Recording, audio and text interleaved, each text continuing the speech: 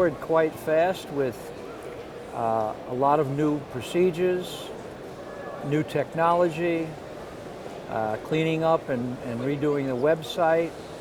We'll be instigating something called StateNet, which will monitor at the state level any new laws and regulations that come down that will affect anybody in the tangible assets industry.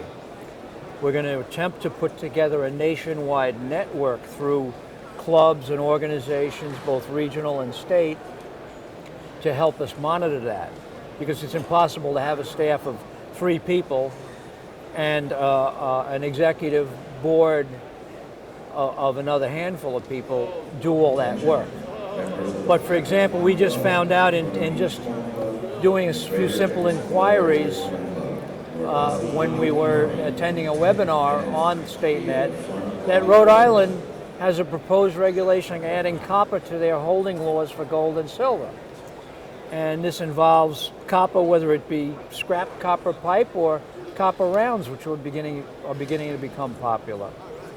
So we can notify the dealers in Rhode Island, hey, this is happening. You need to put together a committee, a group, to start a lobbying process, to contact your legislatures.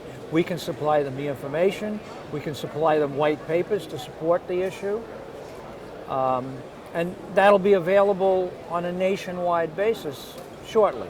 I mean, it's going to take a year to get it really on track because it's very complicated, but the rollout will continually occur, and it'll probably be perfected over the next 1 to 3 years.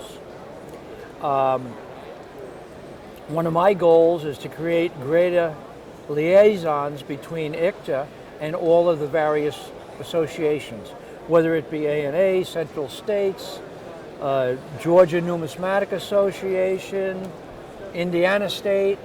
Right now there are no strong bonds between all of these organizations. We all need to work for the betterment of the hobby. If dealers are healthy, collectors will have healthy dealers to deal with and honest dealers. And that will help us eliminate some of the problems such as Chinese counterfeits and so on. Another issue that we're working on is to try to make various forms of insurance more available to dealers and later on to collectors if it works well, both in terms of bonding, loss through theft, shipping insurance, medical insurance.